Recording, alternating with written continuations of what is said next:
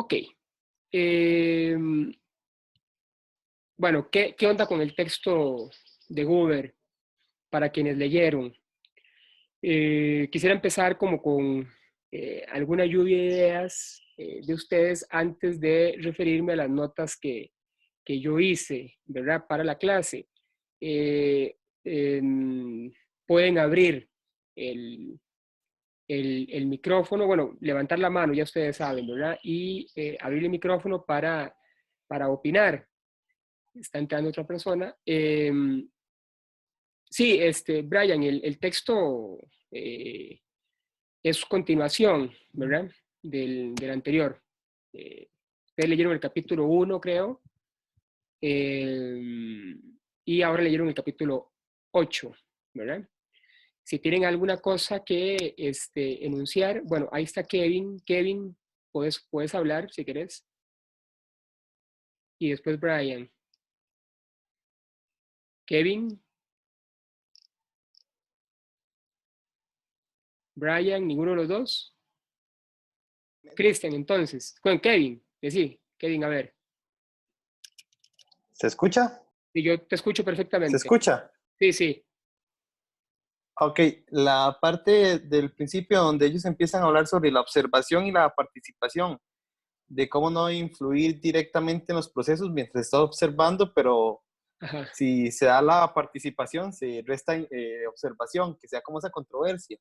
Claro, claro, sí, sí, bueno, Ah, eso vamos a irlo, digamos que desagregando un poquito, pero sí, bueno, aquí hay que tomar en cuenta que hay criterios o enfoques o escuelas que hablan acerca del proceso de observación participante o participación o el participante observador, ¿verdad? Que algo habíamos visto la semana pasada en torno a sus enfoques. Recuerdan, el enfoque más funcionalista, positivista de la ciencia y el enfoque más constructivista. Bueno, Rosana se refiere aquí a estos dos enfoques también. Cuando habla de observación participante se refiere a uno y cuando habla de el participante observador se refiere a otro enfoque. ¿De acuerdo? Y eso, claro, lo vamos a ir viendo. Y finalmente, la propuesta que establece Rosana Gooder en torno a, bueno, esta lógica de la reflexividad, ¿verdad? Que es digamos que el enfoque que ella promueve. Entonces, vamos a escuchar a Cristian. Cristian. Um, Hola, Cristian.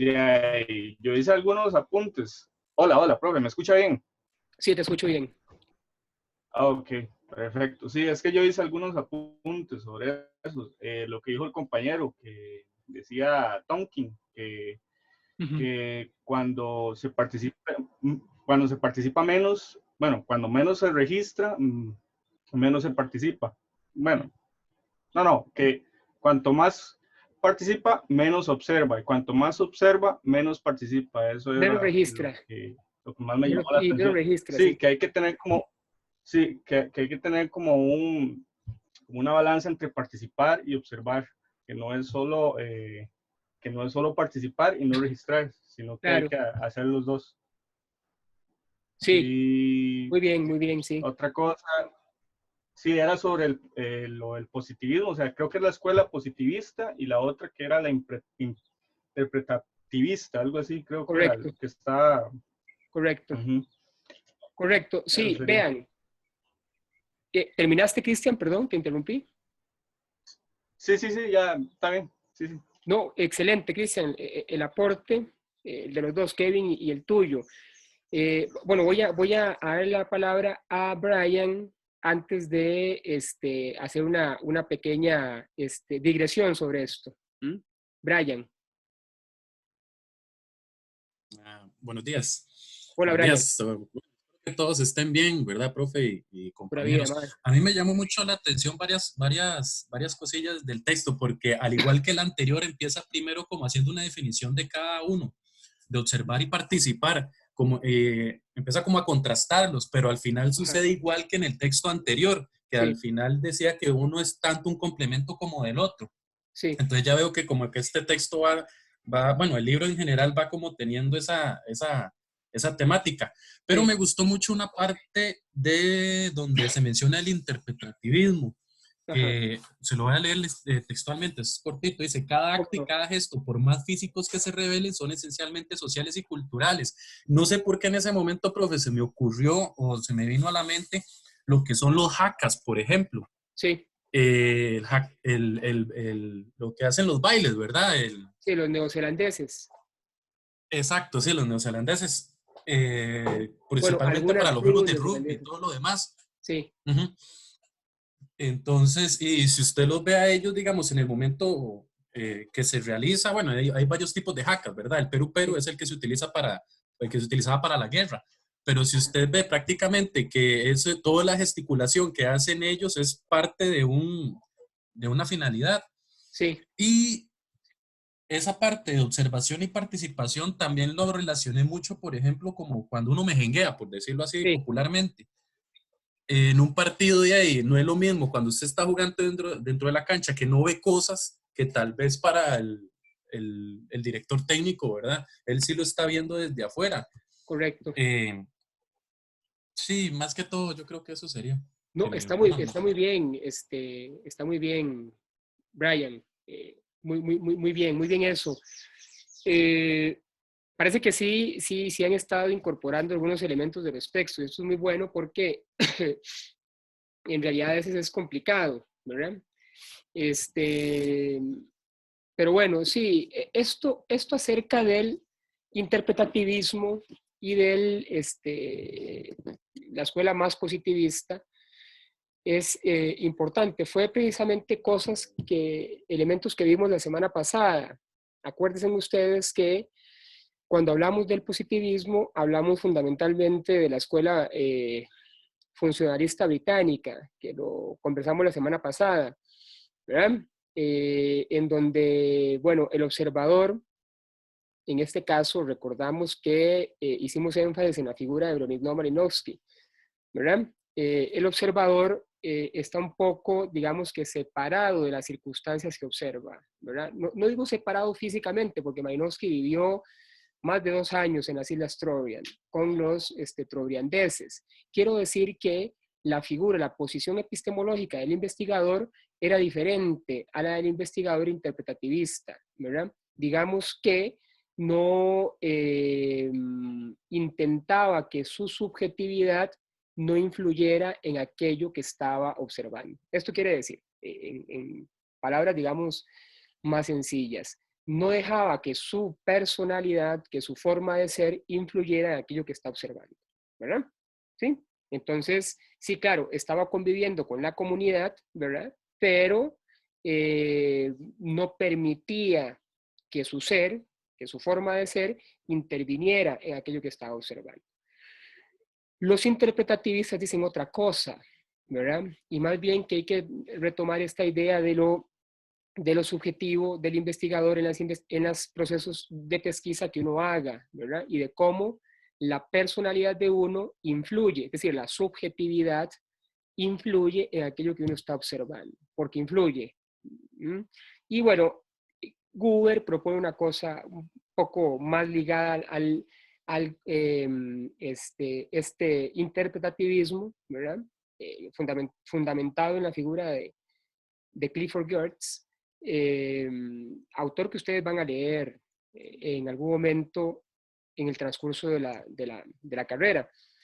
Pero bueno, Google, digamos, uno piensa que está más, sin serlo, ¿verdad? Más relacionada con este interpretativismo, eh, pero propone sí una alternativa a estos dos, creo. Propone una alternativa que está más dirigida a la reflexividad y a la onda etnometodológica. No lo dice acá, pero en otros trabajos lo establece. Ahorita vamos a explicar qué es eso, ¿verdad? Eso es una clase de inicial, preliminar, de introducción a los métodos antropológicos. Y un método, digamos que caro, carísimo a la tradición antropológica clásica y contemporánea, es la etnografía, que lo vimos la semana pasada.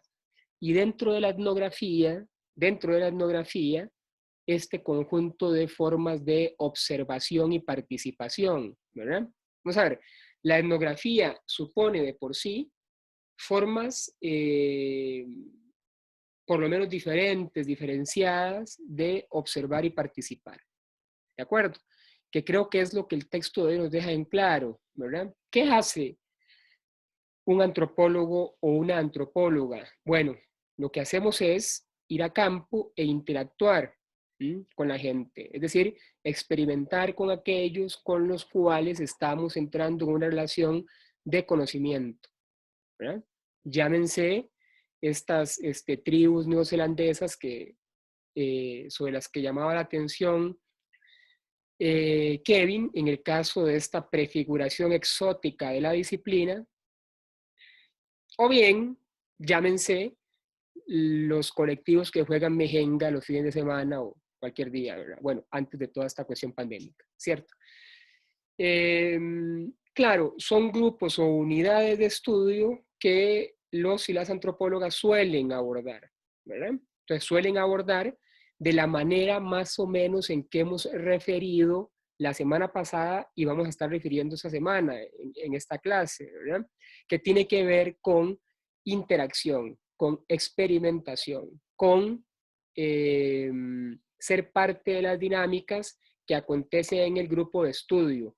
¿De acuerdo? Entonces, esto es, digamos que, trascendental. No es posible, vamos a ver, es una contradicción, yo diría más bien una imposibilidad imaginar una antropología sin gente.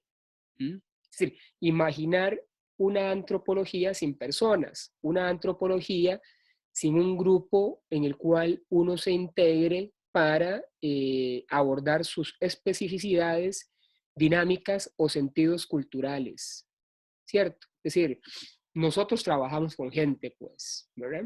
Y creo que lo fundamental de un enfoque antropológico es dar cuenta de esta, acordémonos, diversidad, ¿sí?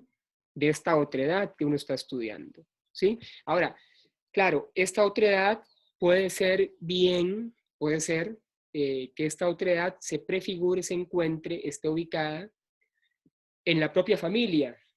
Ustedes me van a decir, bueno, profe, pero ¿cómo es eso que uno puede estudiar antropológicamente la propia familia? Claro que sí, porque en la propia familia y atendiendo a este postulado de la sabiduría popular de que cada cabeza es un mundo, en cada familia hay situaciones o dinámicas que son diferentes, ¿verdad? Por ejemplo, ustedes en algún momento se han podido quizás preguntar ¿por qué tal miembro de la familia hizo tal cosa como la hizo? Yo lo hubiera hecho diferente, ¿verdad? Esas cosas pasan. ¿Por qué, qué sé yo, mi mamá actuó de esta manera? ¿Por qué mi papá actuó de esta forma? ¿Por qué mi hermano actuó de esta forma? ¿Verdad? Claro, porque son universos de sentido distintos, son subjetividades distintas y pueden conformar incluso colectividades o conglomerados culturales diferentes, ¿verdad? Aún siendo la propia familia. Esto es interesantísimo, ¿verdad? Eso es muy interesante, porque a diferencia de los antropólogos clásicos, ¿verdad? Estoy hablando de principios del siglo pasado, a diferencia de esos antropólogos, nosotros podemos ubicarnos en una posición epistemológica distinta. Cuando hablo de epistemología, recuerden que epistemología deviene de o significa construcción, o cómo se construye el conocimiento, ¿sí?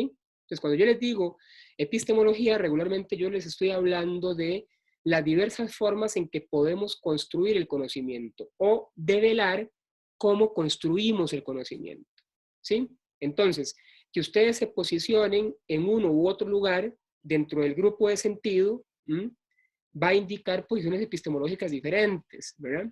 Sí, vamos a ver. Un ejemplo. No es lo mismo la posición que emplearía un antropólogo estudiando una comunidad específica, estando dentro de las actividades, dentro de las situaciones sociales, políticas, culturales de la comunidad, estableciendo lazos, yendo a reuniones vecinales, jugando la mejenga del barrio, etcétera, etcétera, ¿verdad? Que un investigador, digamos, un poco sustraído de esa realidad, viendo las situaciones desde fuera, ¿sí?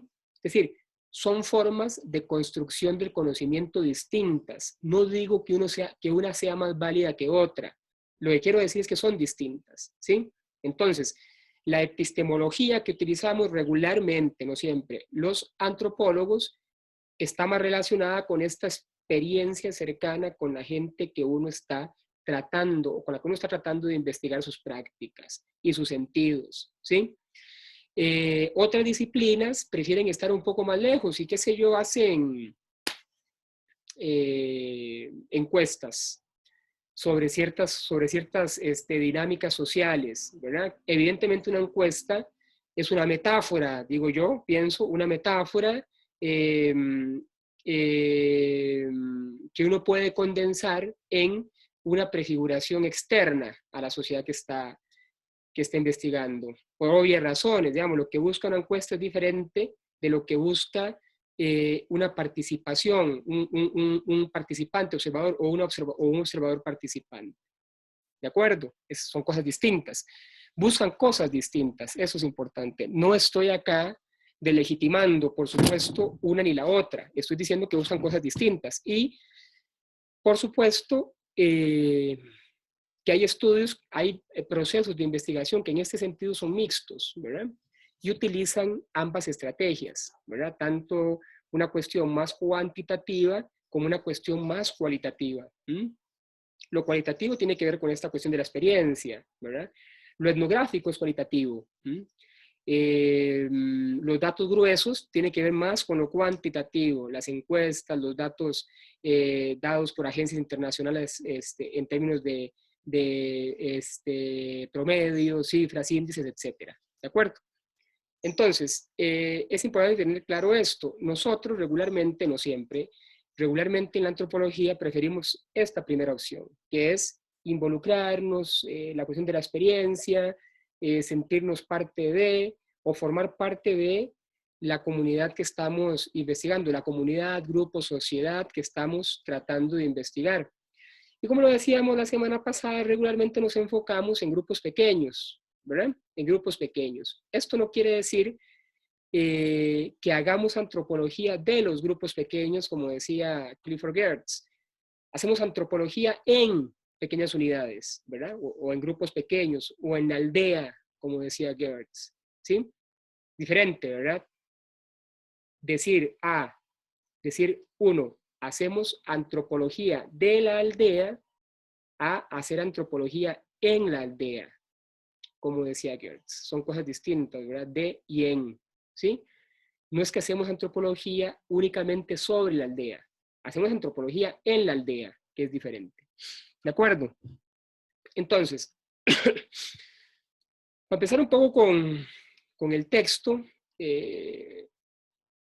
Google le pone el título a este texto de La observación participante, nueva identidad para una vieja técnica, ¿sí? Y el título es interesante. Siempre los títulos de los textos son muy importantes porque algo indican. Algo de lo que defienden en el transcurso de los textos o del texto está indicado en el título. Sí, es una vieja técnica formulada desde por lo menos la década de 1920, fundamentalmente por Bronislaw Malinowski. Entonces es una técnica que tiene por lo menos 100 años, ¿verdad? Pero que en el transcurso de esos 100 años ha tenido diferentes y muy interesantes especificidades o cambios muy sugerentes, ¿verdad? Cambios mínimos, otros más grandes que lo hacen pensar a uno que esa técnica de observación ha ido variando en el tiempo. Y tiene que ser así. Y tiene que ser así porque las situaciones sociales y culturales cambian en el mundo. No es lo mismo el mundo en el que estaban los primeros antropólogos al mundo en el que estamos actualmente, ¿verdad? En 100 años han pasado muchas cosas, ¿verdad? Esta cuestión de la globalización, mundialización, cómo las culturas se unen de forma cada vez más inusitada. Esta cuestión del virus nos pone en sintonía con esa situación, ¿cierto? ¿Verdad? Es decir, gracias al conjunto de comunicaciones actuales y de procesos globales actuales, es que las cosas se esparcen o las situaciones se esparcen con una rapidez inusitada a través del mundo, ¿verdad? En cuenta los virus, por supuesto. Entonces, en tiempos de los primeros antropólogos, estas situaciones no acontecían de la manera en que acontecen ahora. Recuerden ustedes que los viajes en aquel tiempo eran fundamentalmente por barco. Y bueno, eran viajes que duraban muchísimo tiempo, ¿verdad? No como ahora, que en algunas horas uno puede estar en otra parte del mundo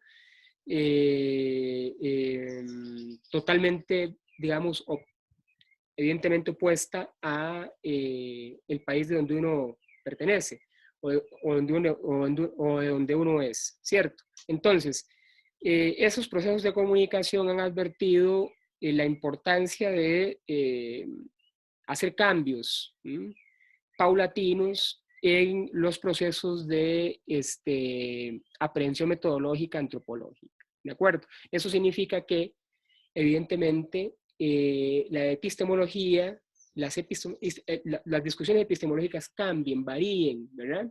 ¿Sí? Y se tengan en cuenta incluso otras formas de hacer etnografía. Hoy hay posibilidades incluso de hacer etnografías virtuales, ¿verdad?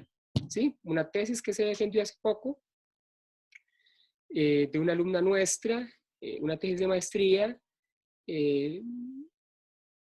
era sobre etnografía virtual, ¿verdad? Bueno, no solo etnografía virtual, hizo también etnografía presencial, pero hizo etnografía virtual en un foro, imagínense ustedes, ¿verdad? Recopiló información de un foro, establecía contactos a través del foro, establecía relaciones a través del foro, etcétera, ¿verdad? Hizo una tesis sobre esto, muy interesante. ¿Preguntas hasta acá? ¿Nadie?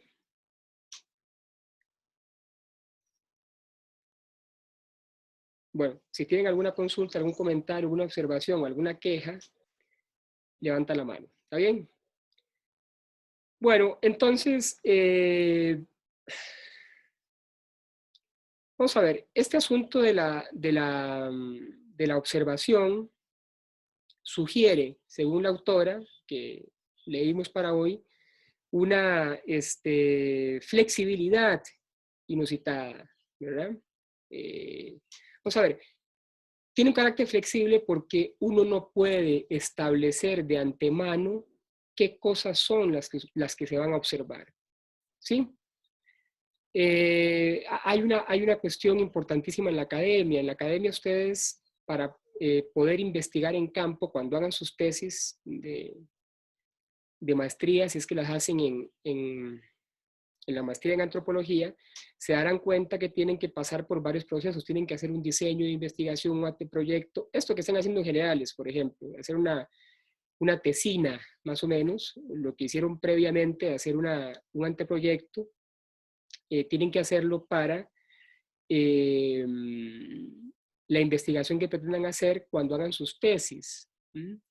Esto lo que significa es utilizar el método científico para empezar a hacer una investigación. ¿De acuerdo?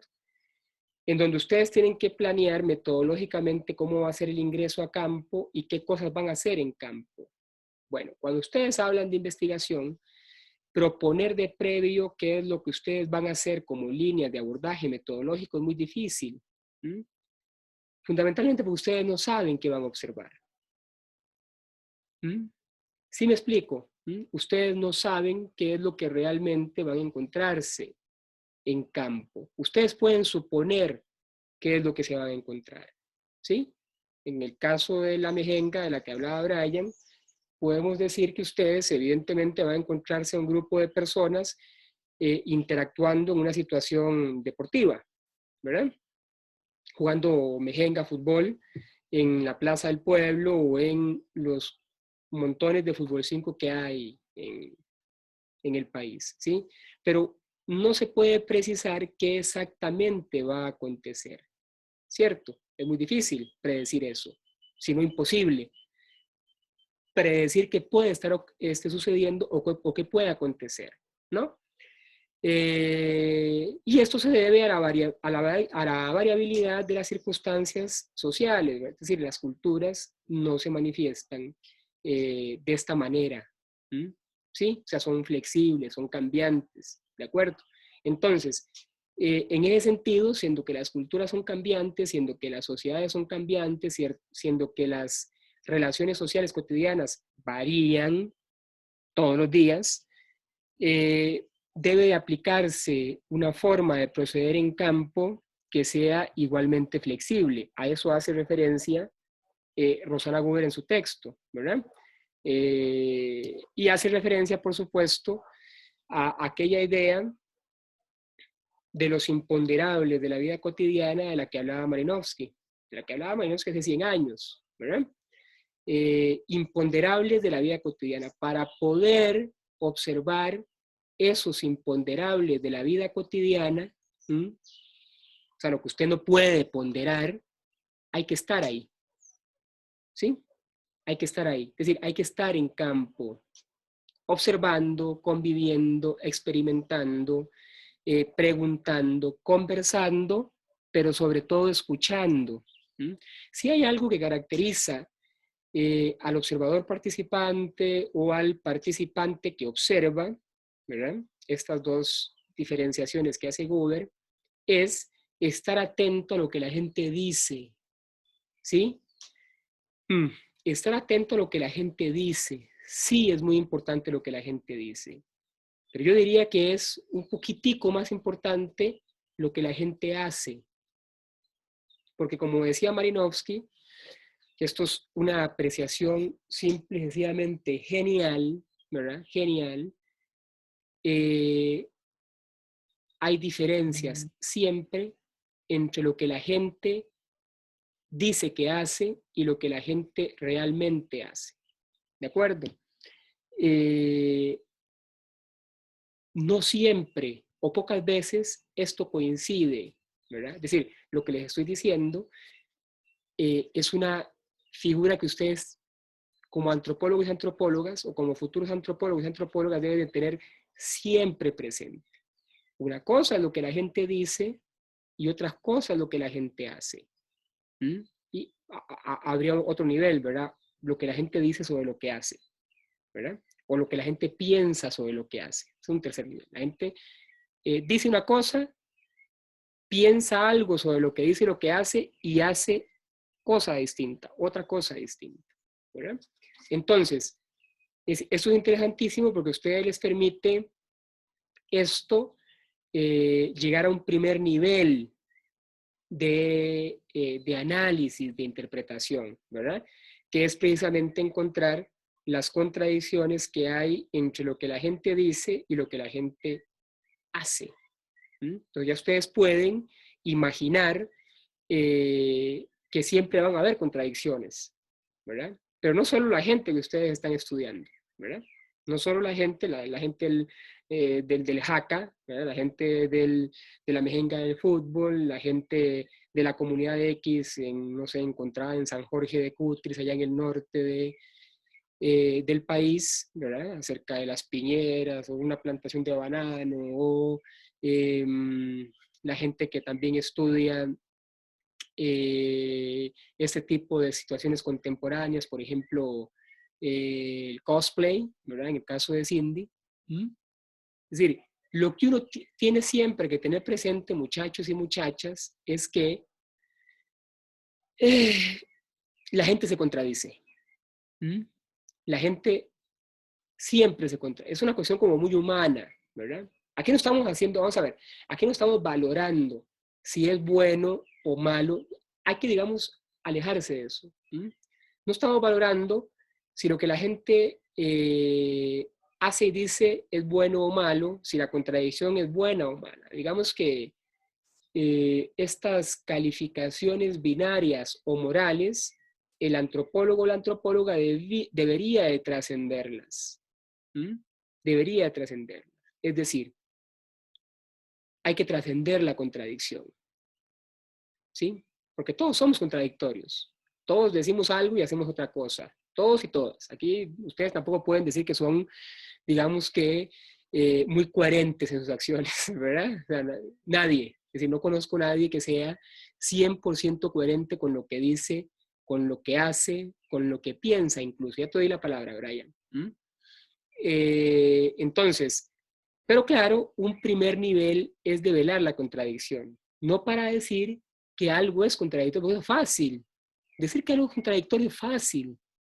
La pregunta es, ¿por qué es contradictorio? Ven, ahí cambia todo. Ahí cambia todo. Brian.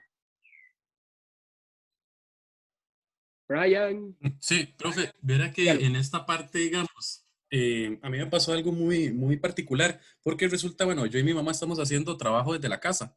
Ajá. Y yo tengo la mala costumbre de pensar en voz alta, ¿verdad? Entonces, en un momento cuando yo estaba leyendo, ¿verdad? Yo algo pues no estuve completamente de acuerdo, entonces lo pensé en voz alta. Ajá. Que yo le decía, yo en ese momento yo lo que dije fue, pero es que qué complicado es participar, ser un participante activo, porque de repente si a mí me gusta la actividad, entonces yo voy a meter un criterio de valor con base en la actividad que yo estoy realizando porque a mí me está gustando. Entonces puede mermar mucho en esa parte de la subjetividad. Entonces yo lo pensé así, ¿verdad? En ese momento mi mamá se me quedó viendo, ¿qué está haciendo? Y ya más o menos le explico la situación y me dice, pero es que ¿cómo usted se va a dar cuenta si eso es bueno o malo si no está participando? Usted, por la naturaleza de lo que usted está estudiando, necesita ser parte de. Le digo, yo sí, pero si soy parte de, Correcto. puedo emitir un criterio de subjetividad y la idea es que eso sea lo mínimo subjetivo para que la comprensión sea un poco más profunda. Y entonces ahí empezamos como en un dime y direte, ¿verdad? Pero yo lo veo de esa manera. Y hasta la fecha, digamos, ahorita siento que la participación, como decía aquí la lectura en un momento, tiene que ser una participación pasiva. Porque si no, yo sentiría que podría mermar ahí algún sentimiento subjetivo. Claro, Brian, lo que pasa, sí, yo te entiendo, ¿verdad? Te entiendo, digamos que vos estás más del lado de la posición esta positivista malinowskiana, de la escuela funcionalista inglesa, ¿verdad? Digamos que de raigambre empirista. Lo que pasa es que, Brian y muchachos y muchachas, es imposible, ojo, es imposible la objetividad absoluta. Creo. Pero además es imposible, como decía Heisenberg en El principio de incertidumbre, 1932, ganó el condenado Premio Nobel de Física o Matemática, no recuerdo, Heisenberg, 1932 por ahí. Que traspolado a la ciencia social, es decir, a la antropología, uno tendría que decir que el sujeto, por el mero hecho de observar, ya está incidiendo en lo que observa. Es decir, el sujeto que observa, el sujeto cognoscente, es decir, el antropólogo, el sujeto que conoce o que quiere conocer, por el mero hecho de observar, ya está incidiendo en aquello que está observando. Entonces, Brian y compañeros y compañeras, lo que esto quiere decir, y que creo que respalda el texto, ¿verdad?, es que nosotros, por el mero hecho de observar, estamos impregnando con nuestra subjetividad aquello que estamos observando. ¿Sí? Es decir, hay un principio de identidad que viene de la escuela de Frankfurt. La escuela de Frankfurt nace más o menos en el periodo entre guerras, antes incluso con Adorno y Horkheimer. Estoy hablándoles de filosofía. Nace 20, 30, 40 del siglo pasado. Es una escuela muy prolífica en cuanto a pensamiento. y sobre todo relacionando el marxismo con el psicoanálisis, pero bueno, eso es otro cuento. La tercera escuela de Frankfurt pasó, la primera escuela, Horkheimer, Adorno, después vino Marcuse, otros más. La tercera escuela de Frankfurt, personificada fundamentalmente en Jürgen Habermas, otro autor alemán, valiosísimo, desde la teoría de la acción comunicativa, decía que algo digamos que muy sencillo, pero muy complejo. Esta idea de lo sencillo y lo complejo ya lo hemos hablado en algún otro momento, ¿verdad? La semana pasada, creo. Acerca de la cuestión de identidad. Citaba por ahí... Sí, será. ¿Hola? Que no sé, que tal vez no hay los correos, pero... Ay, no sé qué pasó por ahí. Perdón, pensé que alguien iba a hablar. Bueno, Profe, estaba, perdón, ¿alguien quiere hablarle? Sí, no, perdón por interrumpir, es que aquí no sé en dónde levantar la mano. Es que una compañera está esperando que la acepten la llamada, no sé si ya la aceptó. Ya la acepté. Y... Ya la acepté. ¿Está bien? Pura vida, gracias, Gabriela. Bueno, estaba yo con Habermas. Bueno, lo que dice Habermas en términos muy, muy concretos, citando a Herbert Mead, de la escuela sociológica, la gran escuela sociológica de Chicago, es que en esta interacción identitaria, la relación identitaria iniciada por un yo y un otro, ¿verdad? Recrean, ya casi te doy la palabra, Victoria, recrean una situación diferente, un mí. Digamos, imagínense en eso como un triángulo, ¿verdad? ¿Sí? Aquí está el yo, es decir, puede ser ustedes, aquí está el otro, y cuando estos dos se juntan en una relación, cualquiera que ustedes quieran, cualquiera que ustedes imaginen, forman, que es el triángulo, acá, un mí, ME, que es distinto. Es decir, cuando ustedes entran en contacto con el otro, ustedes invariablemente cambian, pero también cambia el otro y producen algo distinto, un mí, decía Habermas citando a Mead, ¿verdad? Esto, sobre lo que estamos hablando, quiere decir que invariablemente cuando ustedes entran en contacto con alguien, invariablemente modifican a este alguien, ¿verdad? Y este alguien los modifica a ustedes. No hay forma de que esto sea diferente, digamos. O sea, bajo esta situación o bajo esta apreciación identitaria. Entonces, cuando ustedes entran en contacto con un grupo siendo antropólogos, ustedes entran en contacto con este grupo, invariablemente modifican lo que este grupo hace. De alguna u otra forma, ¿eh? ¿Por qué esta gente no va a responder igual? ¿Por qué esta gente no va a hablar igual cuando ustedes están presentes? ¿Por qué esta gente no se va a desenvolver igual? ¿Sí? Y porque ustedes tampoco van a desenvolverse, digamos que en términos, entre comillas, normalmente cuando están haciendo cambios. Es decir, las situaciones cambian. ¿Sí? Las situaciones cambian, las situaciones de acá y de acá. Se recrea algo distinto. Y eso tiene que ver con manifestaciones subjetivas, ¿verdad? Es decir, nosotros cuando ingresamos a algún lugar, cambiamos ese lugar. Y viceversa, el lugar nos cambia. Victoria.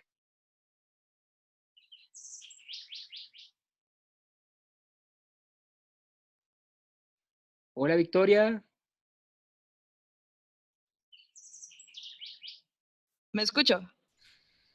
Sí, ya, te escucho bien. Sí, me imagino que eso pasa porque somos personas o sea, los humanos somos adaptables, ¿verdad? Nosotros vamos a llegar a un lugar y nos vamos a adaptar a ese momento, a esa situación, a ese clima, como dice una parte del texto, que la señora llegó, bueno, la investigadora llegó y la picaron los mosquitos, ¿verdad? Y ella estaba llena de piquetes y entonces la señora llegó y le dio se me olvidó la palabra. El Bueno, remedio casero, el el diagnóstico. remedio casero, ajá. Y ella instintivamente se adaptó a ese momento porque lo que ella necesitaba era investigar, ¿verdad?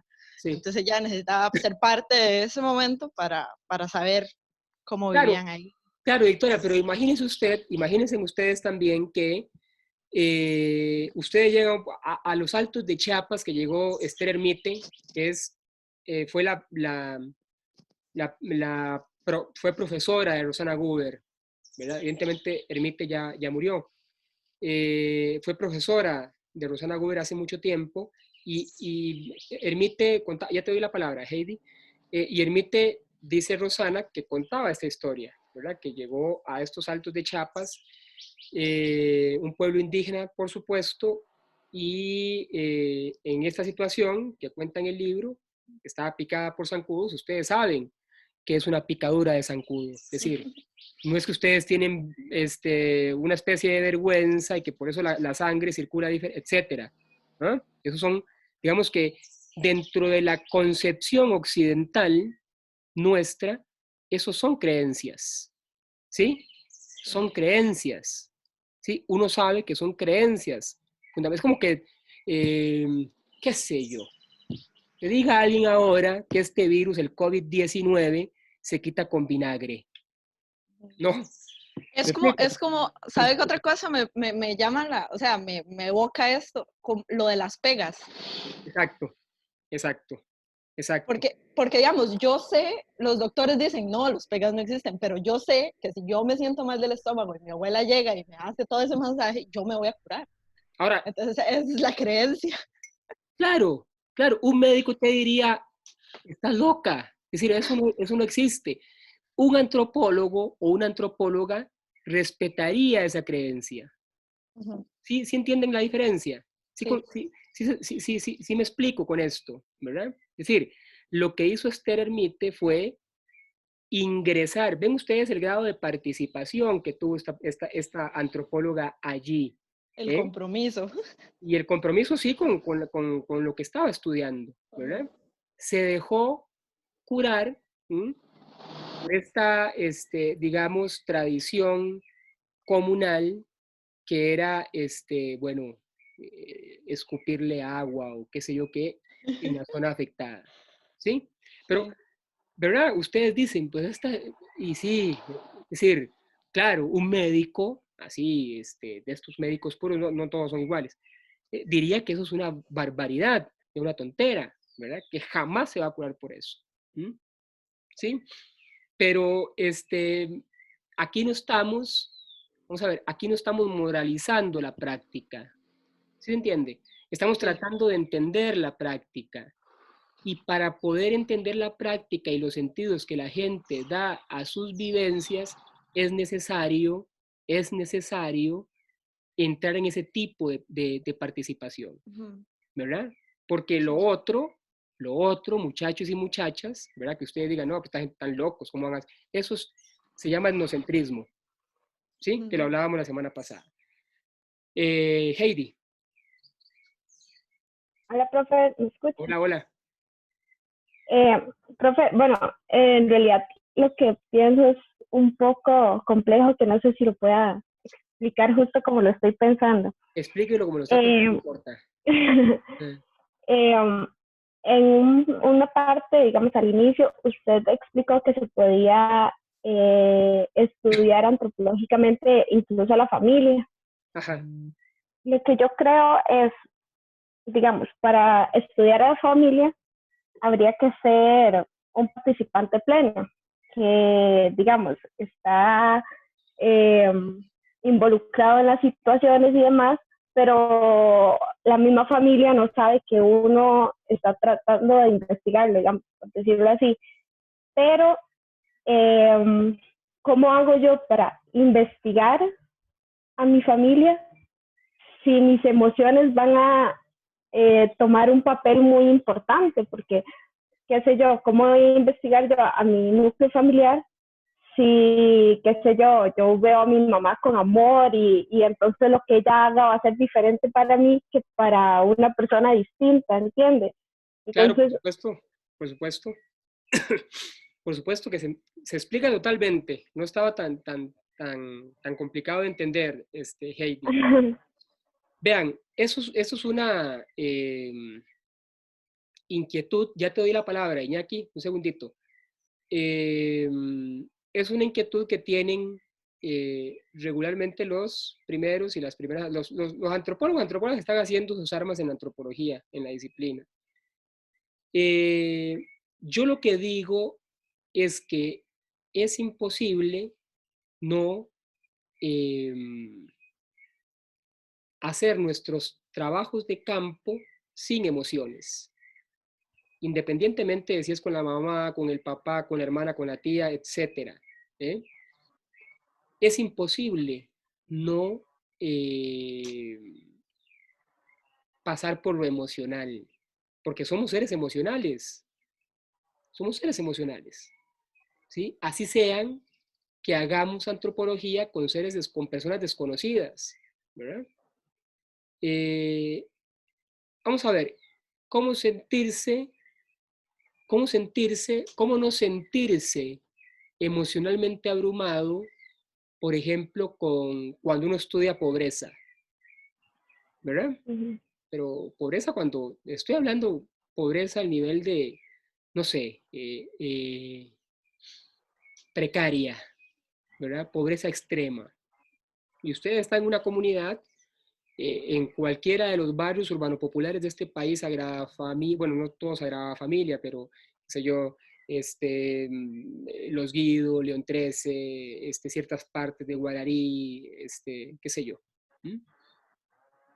¿Y cómo no sentirse abrumados? Que sentirse abrumado es un sentimiento, ¿cierto? Es una emoción. Sí, las villas miseria en Argentina, Ciudad de Silencio en México, y aquí le llamamos precarios.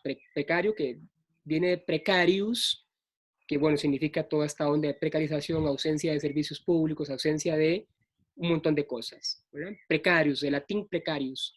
Entonces, es muy difícil, sí, tendríamos que ser robots, Victoria, ¿verdad? No sentir uno algún tipo de emoción cuando uno trabaja, más cuando ustedes, imagínense, ustedes están tratando de abordar un fenómeno y regularmente las tesis en antropología duran más de un año en hacerse, un trabajo de campo prolongado más la escritura del texto. Es decir, un año conviviendo con gente, ¿verdad? Es muy difícil que ustedes no desplieguen toda una batería de sentimientos y emociones.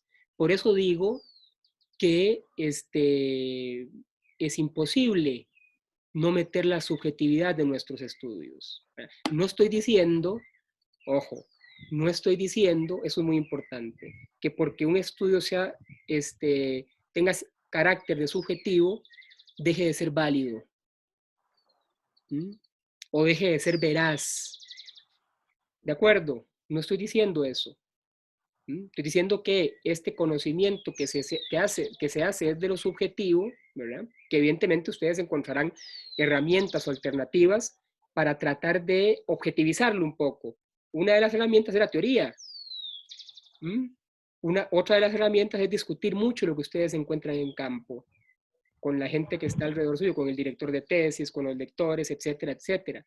Pero la estrategia que a mí me ha servido muchísimo en todo esto es el registro de las notas de campo, el diario de campo. Hay que anotar todo lo que ustedes ven, ¿verdad? Para después procesarlo de alguna manera rigurosa. Digamos, que hayan esos procesos subjetivos de elaboración en el campo, no significa que ustedes dejen de ser rigurosos en sus análisis y en sus interpretaciones. No, no. Ahora, eso es lo que yo pienso, ¿verdad? Habrán otros antropólogos que piensen o antropólogas que piensen que no, que la ciencia debe ser de esta forma objetiva, ¿verdad? Que ustedes tienen que distanciarse de aquellos con los que estudian, etcétera, etcétera. Lo que yo he hecho en los casi 20 años de trabajo antropológico es más o menos esto, con mayor o menor éxito, ¿verdad? Y es dar cuenta de que la subjetividad de ustedes impregna aquello que están estudiando y viceversa. ¿Mm? Iñaki, perdón, te dejé esperando un ratote ahí. Oye, Iñaki, no te escuchamos un poco mal, creo. oye, bien. Oye, bien o no. Está terrible, Iñaki, la señal, creo. Bueno, Carol. Carol, ¿Me escucha? ahora sí. Sí, Sí, te escuchamos. esto fue como lo que le pasó a ella cuando fue a donde la jefa de Graciela, Correcto, chiquita. sí, que Ajá.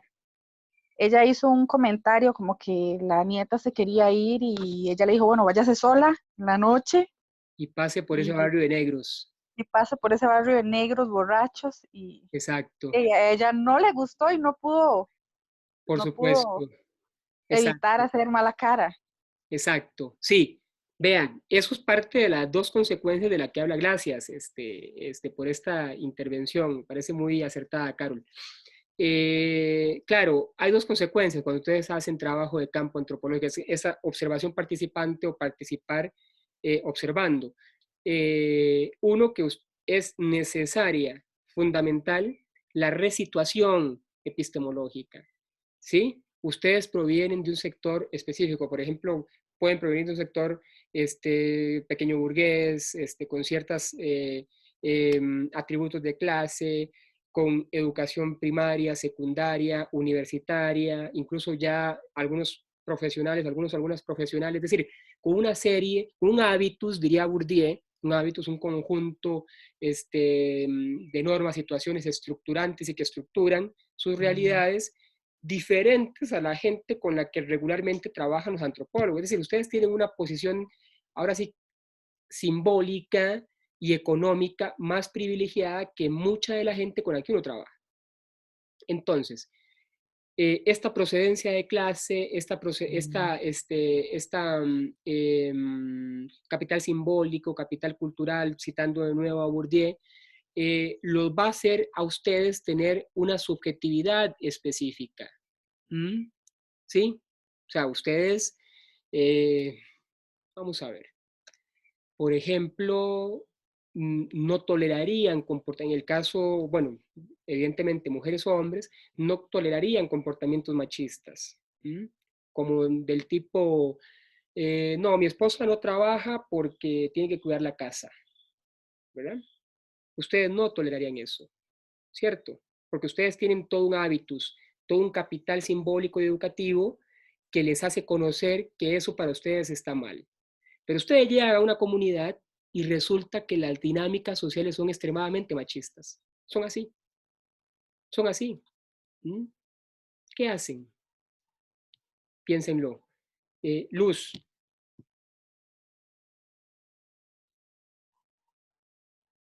Luz. Hola, hola, aquí Hola, estoy. Luz, ¿qué tal? Voy, que creo que se me olvidó lo que iba a decir. Mm, No, que a todo, bueno, a lo largo de toda esta conversación y además estaba pensando mucho con lo que hablaban de la emoción y de la subjetividad dentro del estudio. Bueno, yo soy de educación, vengo de una carrera de educación, entonces no puedo evitar irme como a pensar en las experiencias que ya he tenido previamente en ese ámbito, ujú, aunque sea un área diferente, ¿verdad? correcto. Y como cuando se hacen investigación educativa y cuando se hacen observaciones desde el ámbito de educación, la emoción no, y también juega un rol importante incluso dentro de la investigación, porque, o dentro del trabajo que estás haciendo con un estudiante, te permite empatizar con la persona. Al fin y al cabo, en antropología también se está trabajando con personas y te permite tal vez hacer una conexión que en términos robóticos y más objetivos de lo que hace y dice únicamente no puedes analizar a profundidad las no sé, como todas las implicaciones emocionales incluso de esta otra persona. Claro, uno no puede saber lo que la otra persona está pensando o sintiendo, solo puede saber lo que hace o dice, pero más allá de eso hay cierta, en el experimentar algo con la otra persona, vas logrando otra serie de análisis que no logras como con la simple observación por fuera, digamos. Exacto. Sí, sí, Luz. Bueno, yo estoy convencido, como muchos antropólogos y antropólogas, que lo que uno debe hacer en campo es involucrarse. Fundamentalmente porque no hay posibilidades de no hacerlo, ¿verdad? Es decir, ustedes, o sea, no pueden entablar una relación a largo plazo sin que exista algún nivel de involucramiento. Entonces, despreocúpense, ustedes se van a involucrar. Eso es importante. Y no está mal. Y no está mal. Estaría mal si uno desarrolla una defensa a ultranza de los sujetos que está investigando. Si hace apreciaciones que no están relacionadas con lo que ustedes observaron, vivieron o captaron a través de sus sentidos, ¿verdad? ¿Sí? Lo que sí es necesario acá es esto que ustedes observaron, esto que ustedes sintieron, esto que ustedes experimentaron en campo, ¿verdad? Que son muy relacionados con emociones, ¿verdad? Es importante que esto sea analizable, o sea, que esto se analice. ¿Sí? Vean, ya te doy la palabra Nuria y Victoria, ¿de acuerdo? Un segundo para hacer una pequeña digresión sobre una anécdota de campo mía. Bueno, son varias. Bueno, una vez estaba haciendo trabajo de campo en Guararí de Heredia, digamos que es una zona urbano popular, aquí con chicos en pandillas, en cuadrillas, que llamo yo en un texto, y recién estaba ingresando a la localidad, recién estaba ingresando a hacer trabajo de campo con pandillas. Entonces uno de los chicos, en un estado alcohólico evidente, mientras yo estoy hablando cualquier pendejada, diciéndoles que yo vengo de la universidad, esto fue en el 2009, imagínense ustedes, no, 2008, imagínense. Estaban muy chiquillos ustedes, creo. 2008, finales del 2008. Y mientras yo hablaba acerca de esta vaina, yo vengo a hacer acá una investigación para la universidad y bla, bla, toda esa perorata que se tira uno cuando ingresa a campo, uno de los muchachos se levantó y me increpó. Me dijo, ¿usted qué? ¿Usted quién es? Usted viene acá a, a, a hablarnos sobre esto y nosotros qué ganamos y vamos a hacer sus conejillos de indias y, ¿verdad? El tipo como que quería pegarme, pues, ¿verdad? Y fue muy difícil esa situación, fue muy difícil, pero, digamos, en aquel momento yo me abrumé mucho, me ahuevé mucho, ¿verdad? Fue una cuestión bastante difícil para mí, ¿verdad? De manejar y de tratar de sortear en aquel momento. En ese momento lo vi como un obstáculo. Después tuve chance de analizar esa situación de campo y darme cuenta por qué aquello había pasado o establecer por qué aquello había pasado ya cuando tenía, después de un año de trabajar en aquel lugar, ¿sí? Es decir, episodios como estos pueden pasar, ¿sí? Que tienen que ver con emociones, que tienen que ver con frustraciones, que tienen que ver con malentendidos, que tienen que ver con tristezas, que tienen que ver con alegrías, que tienen que ver con un montón de cosas que pasan en campo, ¿sí? Porque que ustedes estén investigando algo no significa que ustedes dejen de ser personas. Y no significa que dejen de estar interactuando y desarrollando interacciones con aquella gente con la que ustedes están conversando. ¿Y qué quiere que les diga? Es así. Entonces, en el transcurso de ese tiempo en el que ustedes interactúan con las personas, generan cosas. Afinidades, tristezas, alegrías, compañerismos, amistades incluso. Amistades incluso. Entonces, digo, lo que hay que preguntarnos ahí es qué hacemos con eso que sucedió. Y lo más práctico para nosotros, que nos gusta esta cuestión de la academia y de la investigación, es analizar qué fue lo que pasó, qué fue lo que sucedió.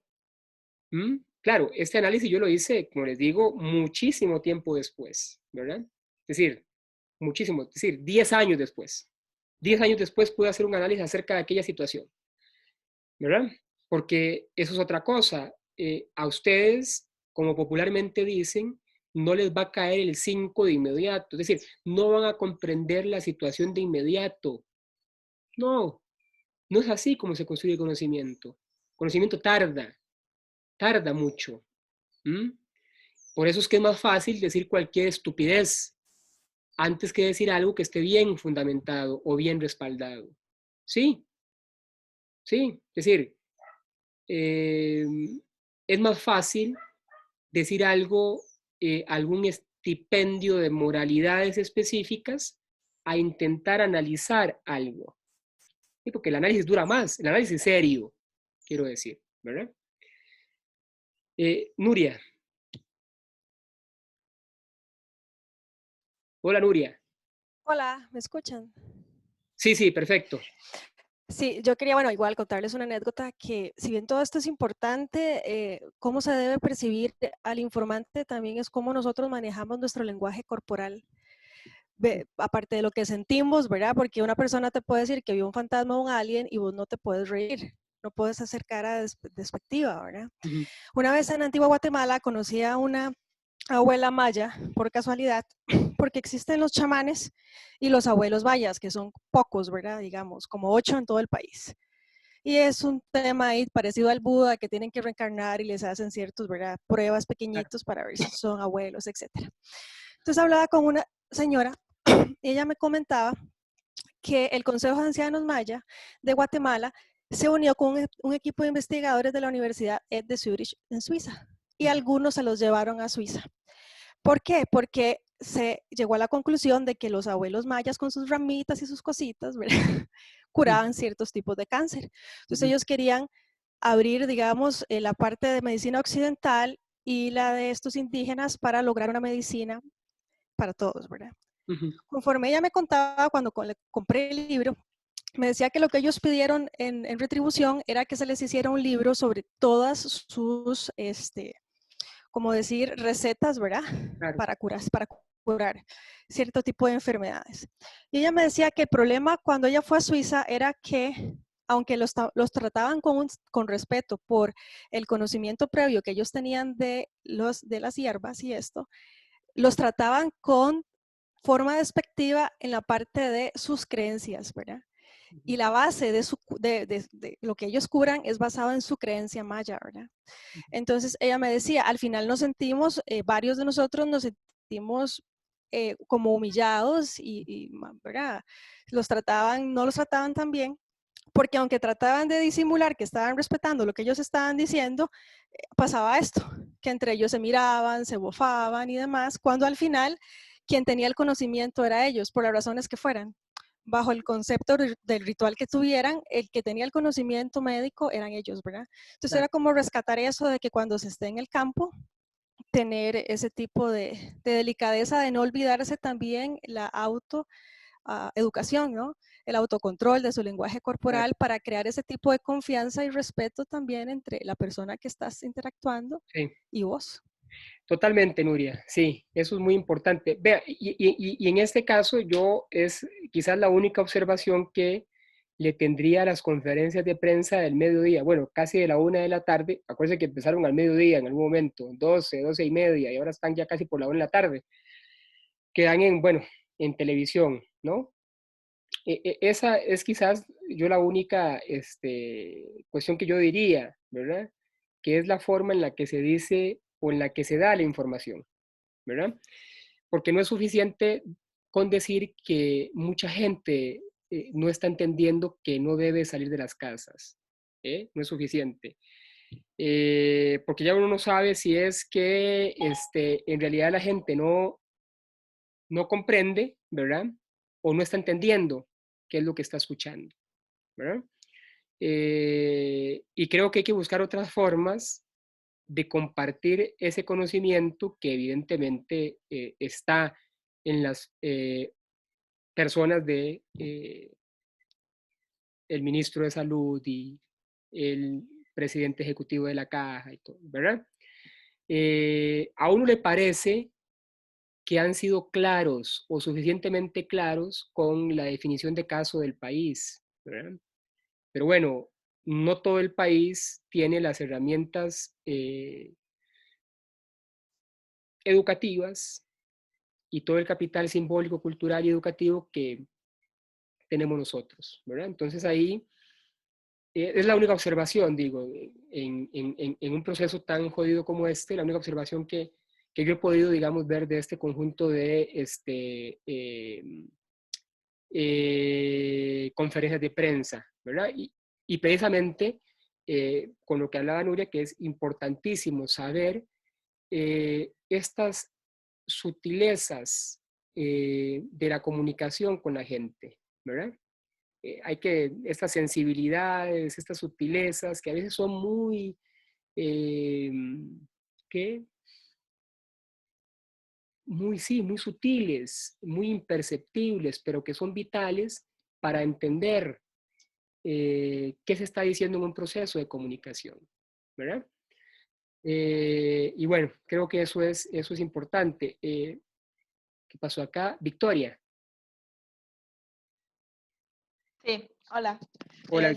Es que hola, yo quería, bueno, hacer referencia a cómo llega usted a involucrarse en un lugar, a un lugar con un grupo de gente, porque, digamos, me pensé, digamos, que llega un antropólogo, un investigador a investigar a mi familia, ¿verdad? En mi familia somos muy mozotes, son muy intensas, mis primas son muy intensas, mis primos tienen creencias un poco locas, ¿verdad? Fuera de... Y esto de que, digamos, yo como una persona miembro de esta familia, yo puedo discrepar con ellos, puedo hacerles caras, puedo decirles, no, pero ¿cómo es eso? O sea, no tiene sentido. Pero si una persona externa llega a decirles esas mismas cosas que yo les estoy diciendo, ellas de una vez, o ellos de una vez se van a sentir así como a la defensiva. Ajá. Eso es lo que me dice esto de cómo usted tiene que llegar a hablar con un grupo de gente. O sea, usted tiene que llegar como una persona abierta, no puede llegar a hacer caras y a decir, pero ¿cómo es esto? Porque las personas se van a poner a la defensiva, usted está atacando su creencia. Digamos, ellas creen que mi abuelo y mis abuelas viven ahí en las casas en las que ellos viven. Que ellos andan por ahí y que ellos sienten la presencia. Y yo digo, es que no, o sea, yo no creo eso. Pero si alguien más llega y les dice, entonces ellas ya se van a poner así, pero ¿usted quién es para llegar a decirme esas cosas? Y con toda razón, ¿verdad? Exactamente. Con toda razón, porque es una intromisión en algo que se cree. Vamos a ver, yo no digo que no se sorprendan, mae. Yo más de una vez me he sorprendido con algunas cosas que me han pasado en campo, que ahí les iré contando, ¿verdad? Cosas muy, muy fuertes, ¿verdad? Y por las cuales, digamos, he metido la pata, de no sé cuántas veces he metido la pata yo. He metido la pata infinidad de veces, me la he pelado, ¿verdad? Como popularmente dicen, muchas veces. Pero bueno, eso me ha ayudado a aprender sobre mi labor como antropólogo y finalmente, sobre lo que estoy investigando. Se toma como oportunidad para aprender. Yo no digo que ustedes no deban ni sorprenderse, ni abrumarse, ni entristecerse ante alguna situación que ustedes vean en campo. No. Tampoco digo que lo tengan que disimular, ¿verdad? Ustedes son lo que son, finalmente, ¿verdad? Pero sí, de que hay que asumir esa responsabilidad, o sea, la consecuencia que trae algún acto que ustedes vayan a hacer, ¿verdad? Por ejemplo, en algún momento, cuando di un curso, un tema antropológico que se llamaba etnografía, una de las muchachas que estaba haciendo su trabajo con una señora que vendía empanadas en la Avenida Central, bueno, esa señora le invitó a la casa Y resulta que la casa estaba en un lugar muy pobre. Y bueno, les cuento dónde se dio cuenta esta estudiante de dónde hacían las empanadas, ¿verdad? En una tabla repleta de moscas, ¿verdad? Insalubre, y ahí hacía las empanadas. Empanadas que ese día le ofrecieron a ella con el café. ¿Mm? Esta estudiante se comió la empanada. Mm. Uno tiene que llegar preparado a todo, me imagino, Bueno, para recibir de todo lo que pueda pasarse y tener todas las imágenes de lo que pueda pasar para llegar y no sorprenderse también. bueno, en ese caso ella se comió la empanada. Yo no sé si yo me la hubiera comido, ¿eh? Yo no lo sé. Y no sé qué hubiera pasado, ¿eh? Yo no sé si, ¿me explico? Porque no, o sea, vamos a ver, les digo que uno tiene que tener una amplitud sensitiva en estas cosas, sí, sí, pero ustedes tampoco pueden, o sea, tampoco tienen que hacer todo lo que los otros digan, ¿verdad? ¿Sí? O todo lo que los otros hacen, como el día en una playa en el 2009 haciendo trabajo de campo con pandillas que los chicos se metieron a robar a un mini súper, ¿verdad? Y yo iba con ellos. ¿Ah?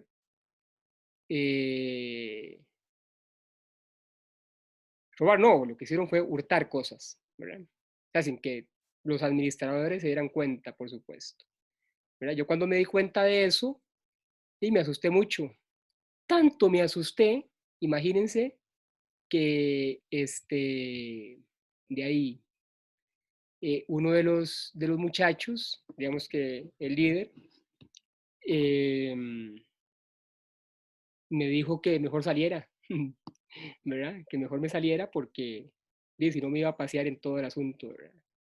Y así lo hice, me fui. O sea, salí y me quedé esperando en el carro. Me sentía como Al Capone yo o algo así, ¿verdad? Es decir, esas son situaciones que acontecen dependiendo con la gente con la que ustedes trabajan, ¿verdad? A mí me pasó eso. Y hay otras anécdotas muchísimas de otros antropólogos que han tenido situaciones similares. No siempre uno hace lo que ellos hacen. ¿Mm? ¿Sí? Pero bueno, uno valora en campo. Por eso ustedes no pueden predecir qué es lo que van a observar, ni qué es lo que van a vivir. No pueden establecer con exactitud qué es lo que va a pasar. No se sabe, no se puede saber. Heidi. Hola, No, Heidi. profe, fue Dazo, perdón. Ok, pura vida. Brian. Profe, no, es que le iba a decir que es que Iñaki puso ahí en el chat la pregunta que él había hecho. Dígala. Bueno, que se la un toque porque toque Y se sí, me para responderle a Iñaki, porque no pudo hablarnos Iñaki. Dice, profe, mi duda era sobre una de las consecuencias de la observación participante, que dice que una observación participante puede cerrar puertas y no abrir, ¿Sí? ya que hay como divisiones en las comunidades. Sinceramente tengo una idea de lo que dice, pero me queda claro si es que por participar podría quedarme estancado en una división y no observar rito, entre comillas, de una comunidad. O sea, como que no se ve lo que sería. Sí, bueno, más o menos entiendo la pregunta de Iñaki. Gracias, Brian, por ser el portavoz de Iñaki. Vean, sí, a veces, vamos a ver, ustedes tienen que, o si tienen que entender una cosa. Cuando ustedes ingresan a estudiar algo y algo es gente, van a ver y van a ver situaciones culturales que son distintas a las de ustedes. Es decir, va a haber un choque entre los sentidos, las sensibilidades de ustedes y estas otras sensibilidades, que suelen ser culturales, que suelen ser aprehendidas, que suelen ser incorporadas, que suelen ser introyectadas, internalizadas por la gente. Es decir, cosas que la gente establece como normales, entre comillas, que para ustedes no lo son. ¿Mm? Entonces ahí lo que se da es un choque de sentidos, ¿sí? Que siempre va a pasar independientemente de lo que ustedes estudien, así sea su familia. ¿Por qué? Porque cuando ustedes ponen en clave analítica el objeto, o sea, lo que ustedes van a estudiar, cuando ustedes lo ponen en clave analítica, de una vez toman cierta distancia con aquello, aunque aquello sea familiar. ¿Ya? ¿Qué es lo que hacemos nosotros y nosotras? ¿Ah? Es decir, analíticamente prefiguramos un proyecto y analíticamente lo abordamos. ¿Mm? Entonces, es la primera toma de distancia que ustedes hacen con los sujetos, sin que esto, o sea, y eso significa que ustedes igual van a participar, no significa que, que van a dejar de participar o que van a dejar de emocionarse, no. ¿Mm? Pero ustedes saben que ustedes están haciendo una investigación, ¿ya? En clave analítica, en clave científica, en clave antropológica.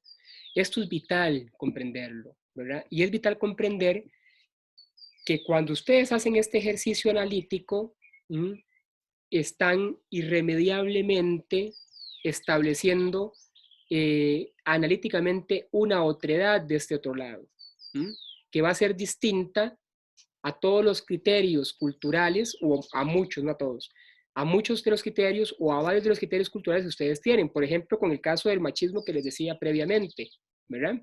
¿Sí? Y claro, ustedes entienden que eso no está bien, ¿verdad? Y sí, no está bien. Sí, ya está, no está bien. Eso no está bien. No está bien. Eso lo creemos nosotros, pero también ese no está bien es un criterio moral, ¿sí? Es un criterio moral, ¿de acuerdo? Y lo que estamos intentando hacer acá es una analítica del otro. Y la codificación, la interpretación binaria, bueno o malo, positivo, negativo, blanco, negro, no nos sirve de mucho acá. Analíticamente no nos sirve. No estoy diciendo que no sirva posicionarse moralmente en torno a X cosa. Estoy diciendo que analíticamente no sirve. ¿Ya? Entonces, en esta tensión entre ustedes y el grupo que están estudiando, pues suceden desavenencias, porque ustedes están con una carga cultural a veces muy diferente a la de este grupo. Entonces, es imposible que no sucedan encontronazos de sentidos. No estoy diciendo pleitos físicos, no, encontronazos de sentido, ¿verdad? Y eso hace que de ahí, ustedes o se acerquen más o se alejen más del grupo, que es lo que creo que lo que está preguntando Iñaki, o me parece, qué sé yo, ¿verdad? Me parece. Entonces, siempre va a suceder esto, siempre va a suceder esos criterios encontrados, subjetivamente encontrados, o sea, diferentes, ¿sí? En alguna u otra medida van a acontecer, ¿sí? Es decir, mucho o poco, poco o mucho, pero van a acontecer, fundamentalmente porque ustedes están estudiando algo que les es extraño. Si no les pareciera extraño, si no les pareciera sugerente, si no les pareciera interesante, si no les pareciera diferente, si no les pareciera necesario de abordar, no sería, digamos, analíticamente apreciable para ustedes. Y no. Pues también el asunto de los temas de investigación parten de un supuesto fundamental. Ustedes se preguntan algo, se problematizan algo, ¿cierto? Y para preguntarse algo, para problematizar algo, tiene que ser sobre alguna cosa o dimensión, práctica, situación, dinámica cultural que ustedes necesariamente desconocen. ¿Ya? No van a estudiar algo que ustedes conocen a fondo, sé yo. Profe, ¿Sí? O sea, disculpe. sí. No, adelante, adelante. No, dígalo. Ok, no, es que ahí en el chat, cuando Iñaki puso esa Ajá. pregunta, ahí un par de compañeros pues estábamos comentando acerca de qué hubiese ocurrido si tal vez eh, esta Goober no hubiese aceptado que la rociaran con el alcohol, ¿verdad? No, no Tal fue vez Goober, eso hubiera, fue Esther Ermite, pero sí, la maestra de Goober. ajá, ¿qué hubiera sucedido, qué hubiese sucedido si ella no hubiera permitido que le rociaran como en sentido de curación? Tal vez eso le hubiera significado a ella una cerrada de puertas Podría hacia ser, la observación, ¿verdad? podría ser. Eso, después de que Iñaki comentó eso, ahí estuvimos comentando un Sí. poque esa parte. Y también quería nada más hacer como una rápida observación con respecto a esta parte del etnocentrismo, porque qué tirada que hasta inclusive en estos tiempos actuales eso se esté manejando. Porque más que todo lo comentaba en el caso que hablamos ahorita de las pegas. Sí. Si bien es cierto, a nivel médico todavía no está muy reconocido, las pegas lo que es inflamación de tejido linfático. Entonces, ¿qué es lo que hacen los curanderos o el sobador cuando se va a remitir a esto? Agarra el ganglio linfático y empieza a drenarlo, que Claro. posteriormente va a ser excretado por el cuerpo, que prácticamente es lo que genera la pega.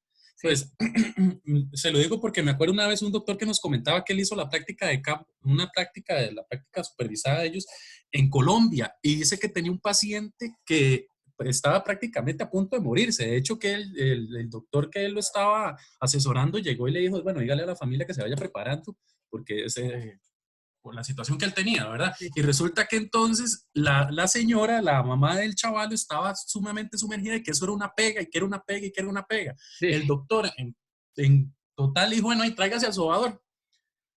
Y dice que ahí lo metieron a la clínica ahí camuflado y empezó a sobar al chaval, ¿verdad? Lo dejó como 3 horas ahí en una plena sobadera. Y dice que a las 2 horas el chaval lo vomitó un montón en un tarro y al día siguiente ya le habían dado la salida del hospital porque ya estaba en completas y plenas condiciones. Bueno, Entonces, son cosas que tal vez no se logran explicar a nivel cultural. Inclusive vea que hasta los incas utilizaban el grado, agarraban la sangre del grado, lo raspaban, él tiraba una savia y con eso se curaban las infecciones. claro. Entonces, muchas de esas fundamentos culturales que tenemos de antepasados y de ancestros, inclusive de creencias propias de cada región, son completamente aplicadas en la actualidad. Simplemente que el etnocentrismo a veces no permite que eso se lleve a cabo. Claro, porque el conocimiento es el conocimiento occidental. Pareciera que el conocimiento es nada más el de corte científico occidental, ¿verdad? Y hay un montón de otros conocimientos, ¿verdad? Que son importantísimos, que han sido subvalorados también. Eso es muy importante, Brian. Muchas gracias. Voy a darle la palabra a Nitsi, que hace rato levantó la mano. No, bueno, era hace rato porque era como con respecto a lo de las experiencias de trabajo de campo, que hace como un año yo en sociología había tenido una gira a Isla Caballo y bueno, pues teníamos que realizar trabajo de campo y es una isla pues que no tiene agua potable y demás, entonces para mí fue como un choque grande, como ver que sobrevivían nada más al día como con una chinga de agua, las condiciones de cocinar, que el baño era como de hueco, que el piso era de tierra, entonces sí era como, fue como el primer acercamiento a trabajo de campo, como que sí difirió mucho de mi realidad. Sí, muy tuanis, ¿no? Nitsi, digo, para los que nos gusta esto, son experiencias tuanis y bueno, no, está muy bien, excelente. ¿Tendrías alguna pregunta, Nitsi? No. No, nada Era más el quería como... comentario. Ajá, era Excelente. comentario. Perfecto, muchas gracias. Anthony. Buenos días, profe. Buenos días, Anthony. Profe, más que nada como para también agregar un poco, y en mi caso soy y pertenezco al grupo de guías Scout de Costa Rica, y dentro de esa misma cultura que nos enseñan, hay ¿cómo decirlo? Como una etapa en la cual a uno lo hacen implementar todo su conocimiento y mezclarlo con el conocimiento de lo que es las comunidades indígenas. Entonces, a nosotros nos han llevado a diferentes comunidades indígenas, yo que soy de Pérez de León y principalmente con los que son de allá, Ajá. y hemos palpado completamente lo que es vivir en esas condiciones, vivir ese tipo de cosas, las costumbres que tienen, a pesar de que a nosotros no nos gustan. Y nos ha tocado también pasar por el asunto de que ellos tal vez nos ofrecen comida de ellos y hay veces que no es muy agradable. Estamos a veces hablando de que hay veces que hacen un tipo de arroz que viene combinado con ciertos gusanitos, por Sí, llamarlo de esa manera. sí. Y pues eso, y a nosotros nos inculcan que nosotros tenemos que respetar que son las costumbres de ellos, que son las cosas de ellos y tenemos que aceptar esa comida y probarla. Correcto. Al mismo tiempo que nos ha tocado, por ejemplo, vivir como se vivía en la antigüedad. O sea, crear nuestras propias herramientas, crear nuestros propios hogares Sí. Y seguir con esas mismas etapas. Y la verdad es que a veces es algo duro de afrontar y Sí. hay que vivirlo poco a poco. Sí, es complicado, pero bueno, qué sé yo. Yo creo que acá, muchachos y muchachas, aplica mucho esta lógica del sentido común, ¿verdad? Para poder interactuar con la gente. Yo creo que es estrictamente necesario que ustedes cuando llegan a algún lugar sean claros en qué es lo que están proponiendo, ¿verdad?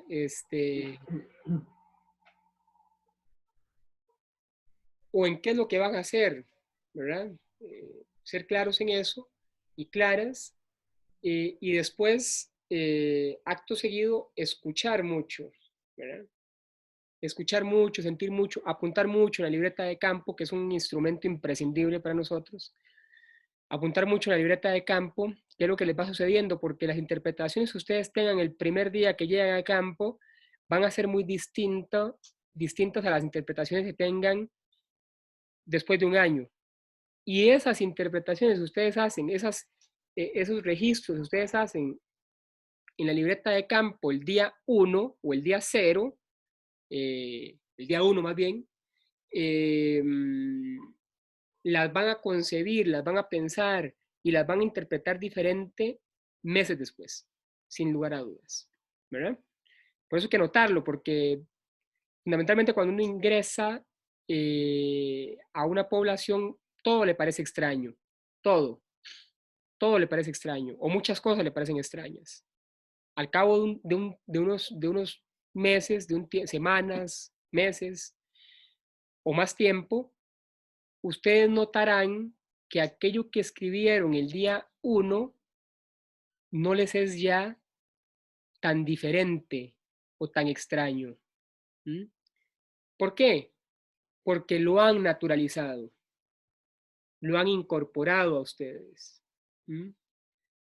Por eso es importante anotar todo desde el primer día, porque eso que a ustedes les causó extrañeza es lo que es, y que tendieron después a naturalizarlo, a introyectarlo, casi que a esencializarlo. Entonces, esas primeras impresiones que ustedes tienen sobre los sujetos, sobre aquel objeto que ustedes están investigando, son valiosísimas, porque al cabo de un tiempo, claro, se van a naturalizar. Como pasa cuando ustedes ingresan a un grupo de amigos X.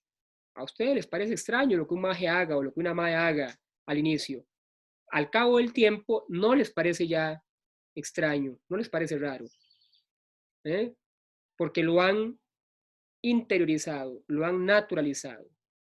Pero esa diferencia, ese choque de moralidades, ese choque de códigos culturales,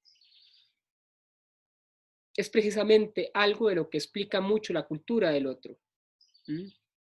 Entonces, eso es importante, el registro es importantísimo. Vean, muchachos, yo tenía como, ¿qué? 3 páginas de guión acerca de la clase de hoy, pero miren, no pasamos de la primera página. Y está muy bien, me alegra mucho porque ha habido una participación de ustedes muy activa Y bueno, he sentido que esto es una especie de conversatorio, lo cual está muy bien, ¿verdad? Hemos estado conversando, bueno, un poquito más yo, pero bueno, es lo que toca. Pero hemos estado conversando alrededor del texto y han salido ideas muy interesantes, ¿verdad? Evidentemente, vean ustedes que es un texto de 15 páginas, creo, 15, 16 páginas. Y no lo hemos acabado, ¿verdad? Como regularmente suceden con los buenos textos, no se acaban rápidamente de analizarlos y de, qué sé yo, reflexionar sobre ellos. Pero bueno, ustedes tienen que hacer un reporte sobre este texto para la otra semana, ¿verdad?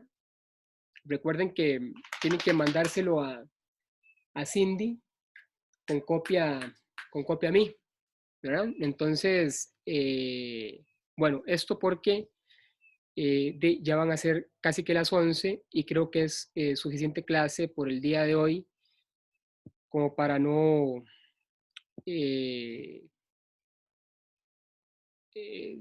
llenarlos demasiado con temas y con este asunto de clases virtuales. ¿De acuerdo? Si alguien tiene alguna consulta, las cosas que de repente, por ejemplo, las cosas que no hemos podido abordar, aborden en el reporte para la otra semana estas cosas que hemos conversado, pero también traten de darle énfasis al asunto de la reflexividad, ¿verdad? Démosle énfasis a eso también, que no hemos podido hablar mucho de eso hoy, pero que está clarito en el texto, ¿verdad? Y lo retomamos la próxima vez que nos veamos. Recuerden ustedes que la otra semana es una clase asincrónica, si mal no recuerdo, ¿verdad? Es decir, no nos vamos a ver por Zoom la otra semana, sino me parece que hasta dentro de 15 días, ¿verdad? Creo que así lo habíamos planeado. Vamos a ver el programa. Un segundito. Sí, el 28 de abril tienen que ver este video sobre Eva Genética, que es un documental muy interesante, ¿verdad? Está ahí el link, lo pueden ver, está en YouTube. Así que el link está en el programa. Véanlo. Es muy interesante acerca de la evolución. Es un poco distinto a lo que hemos estado hablando, pero sigue siendo antropología. Sobre evolución humana, ¿verdad? Y sobre también estudios genéticos desde la antropología o la antropología genética. ¿De acuerdo? Bueno, ¿hay algo más sobre el tintero que ustedes quieran expresar para ir cerrando? Si no, cerraríamos. Profe, mi cel casi muere, tiene 5 de carga, no aguanta mucho y tuve clases. Ok, está bien, Carol. Y ya vamos terminando, ¿de acuerdo? Entonces, ¿qué les parece? ¿Estamos así? ¿Qué pasó, Luis Gabriel? No puedo ver mucho el chat, ¿eh? La chicha, así es, no mucho, Giancarlo. No me gusta mucho la chicha. Me gustan más otras bebidas espirituosas, la chicha no. Bueno, entonces, si no hay más por ahora, nos vemos. Nos vemos de hoy en 15 sería. Recuerden enviar sus reportes la otra semana a Cindy con copia a mí. ¿De acuerdo? Bueno, pues, nos vemos entonces. Profe. ¿Qué pasó, Carol?